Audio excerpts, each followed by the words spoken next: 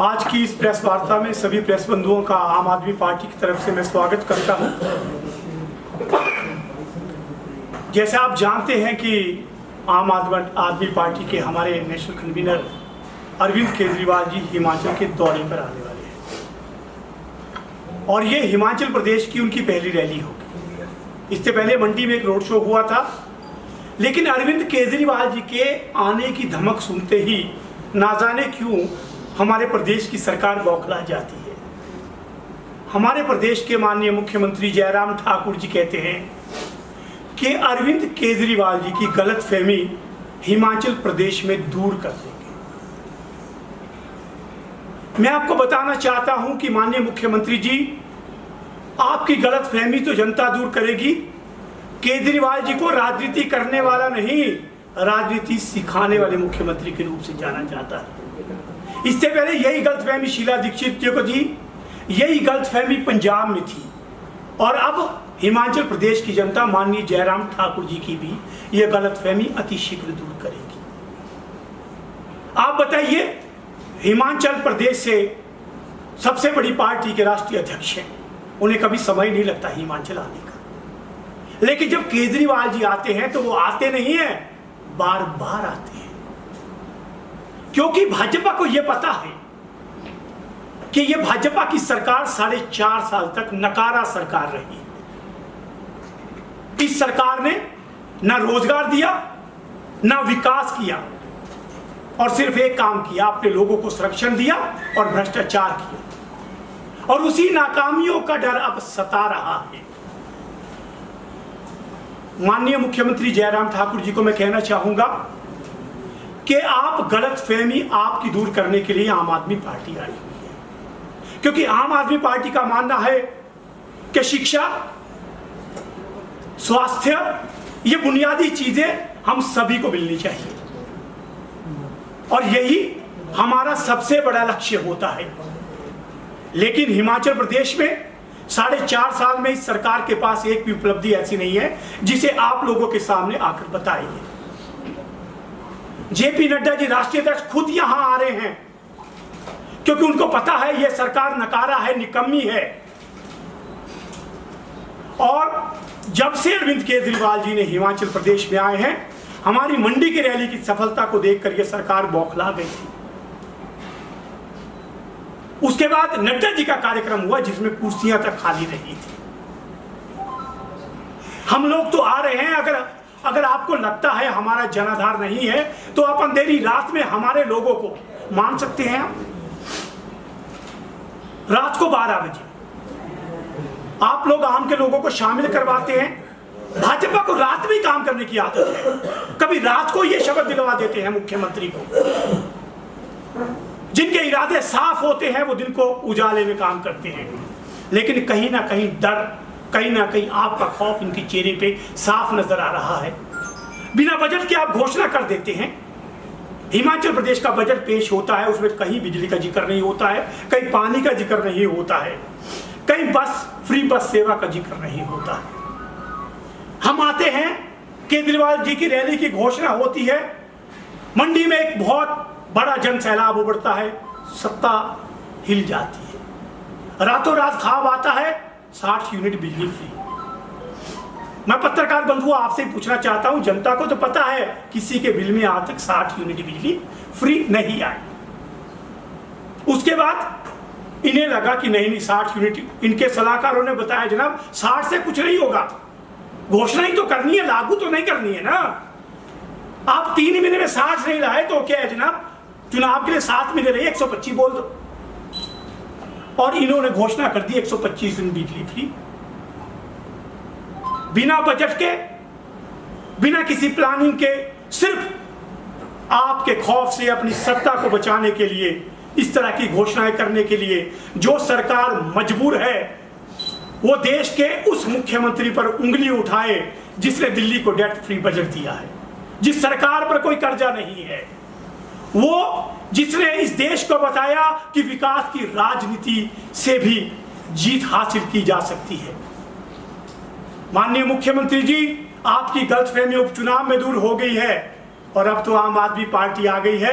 आपकी गलतफहमियां दूर करने के लिए आम जनता ने मन बना लिया है कि आप भूल जाइए, अब इतिहास दिल्ली, पंजाब और अब हिमाचल में दोहराया जाएगा और केजरीवाल जी के सफल मार्गदर्शन में हिमाचल प्रदेश में हिमाचल के लोगों की एक नए विकास के मॉडल की सरकार बनेगी।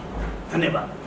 कोई सवाल आपका हो तो? पंकज जी, क्या लगता है कि जो आम आदमी पार्टी मुफ्त की राजनीति कर रही थी वो मुद्दा जो है आम आदमी पार्टी से छिन गया है, इसलिए ये बयानबाजी हो रही है? क्योंकि लोगों के मुफ्त के जो घोषणा हुई थी मुख्यमंत्री द्वारा उसके बिल तो आने शुरू हो गए हैं। देखिए, मैं शब्द से सहमत नहीं हूं।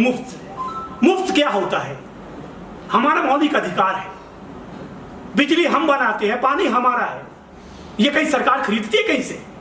बताइए, हिमाचल प्रदेश में बिजली खरीदती है ये सरकार, पानी खरीदती है। मुफ्तखोरी वो होती है कि आप लाखों रुपए का वेतन देकर के जनता के खजाने से आप इतने सालों तक उनका इनकम टैक्स देते हैं। इसको मुफ्तखोरी कहा जाता है।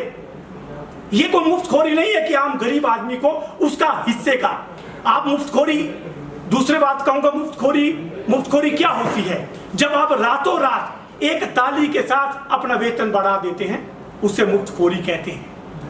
जब देश की जनता, प्रदेश की जनता के पास बसें नहीं होती, आप अपने लिए लग्जरी कारें मंगवा लेते हैं, वो मुफ्तखोरी होती है। लेकिन गरीब जनता को पानी हमारा है, बिजली हमारी, आज सीमेंट के दाम रातों रात बढ़ा दिए गए। ये सरकार रोटी, कपड़ा और मकान छीनने वाली सरकार है। रोटी पहले छीनी, आज हर चीज का दाम कहां पहुंच गया।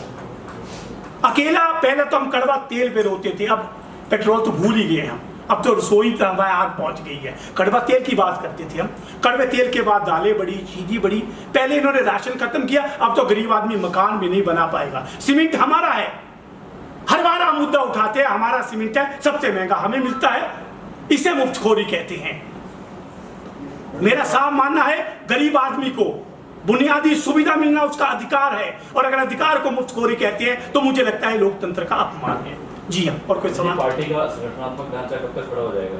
देखिए, मुझे लगता है कि अब ये काम शुरू हो चुका है और बड़ी जल्दी आपके सामने भी ये चीज़ें आ जाएंगी, क्योंकि हमारे सभी लोग जो है, संगठन हमारा जो है ब्लॉक स्तर पे अब काम करना शुरू कर चुका है। और आने वाले 4 महीनों, 3 महीनों में हमारा लक्ष्य है कि हम बूथ स्तर पे एक मजबूत संगठन खड़ा करके, क्योंकि एक बात साफ कहूँगा, लोगों ने मन बना लिया बदलाव का, अब उस बदलाव को हकीकत में बदलना है, उसके लिए हम लोग कार्य कर रहे हैं। पंकज जी, आप कह रहे हैं इतिहास दोहराया जाएगा, बीजेपी भी कह रही है हम भी इतिहास दोहराएंगे, जैसे उत्तराखंड, उत्तर प्रदेश, गोवा में जमानतें जब्त हुई हैं, हिमाचल में भी जमानतें जब्त कराएंगे। देखिए, मुझे लगता है आपका सवाल जो है बड़ा जायज़ है। अभी तक जो आपने कहा कि चुनाव है, और जहाँ तक आप उत्तराखंड और गोवा की बात करते हैं, उत्तराखंड और गोवा से हिमाचल प्रदेश की स्थितियाँ बहुत भिन्न है।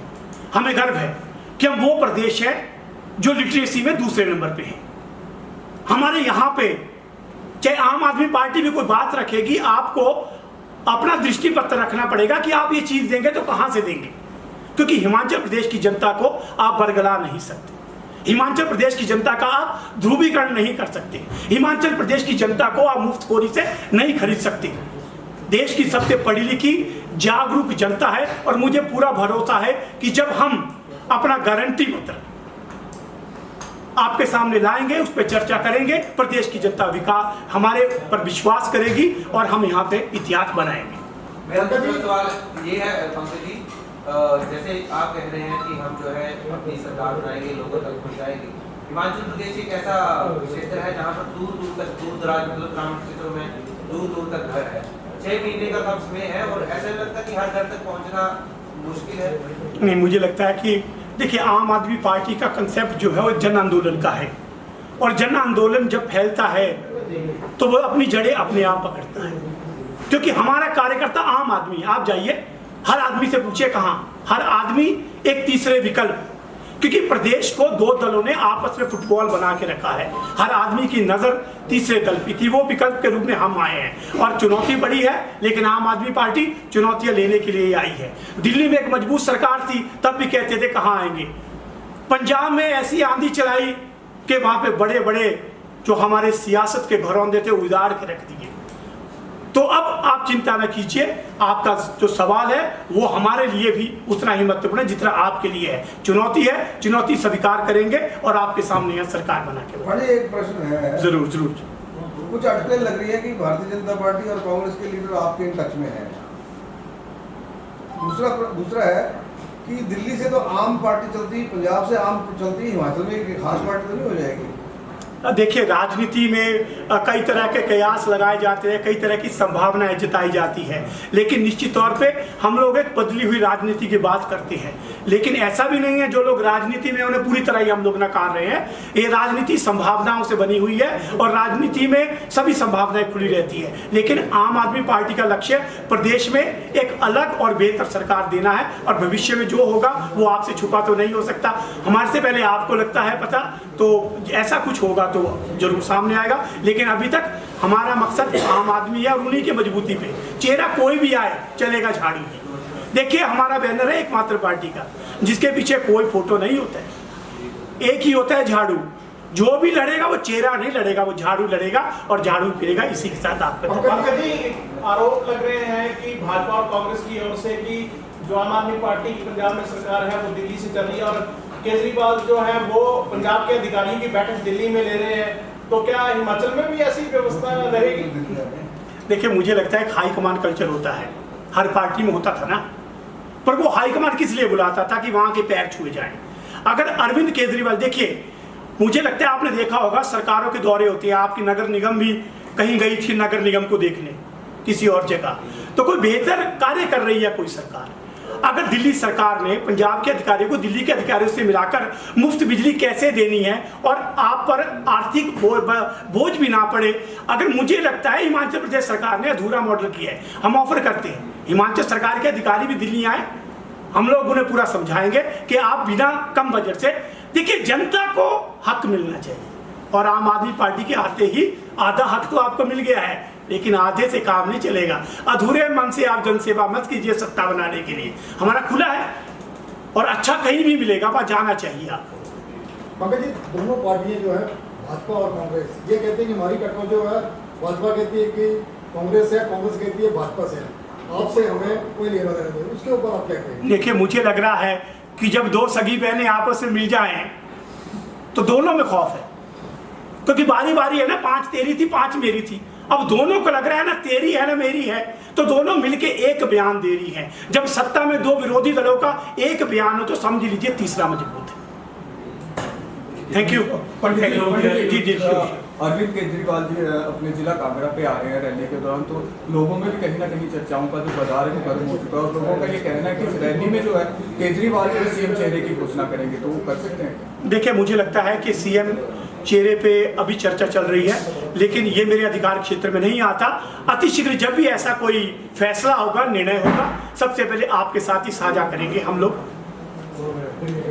ठीक है, खत्म। कितनी संख्या की होगी जो चुम्बी में रैली? हाँ जी, चुम्बी रैली कितनी? देखिए, ये संसदीय क्षेत्र की रैली है और संख्या पर हमारी कोशिश है कि पूरे जो ग्राउंड की क्षमता है उससे अधिक लोगों को हम पहुंचाएं। और संख्या पर मैं इसलिए नहीं जाता क्योंकि हमें भी आपके लोगों से खबरें पढ़कर आप लोगों से अंदाजा लगता है कि वहाँ कितने लोग मौजूद थे।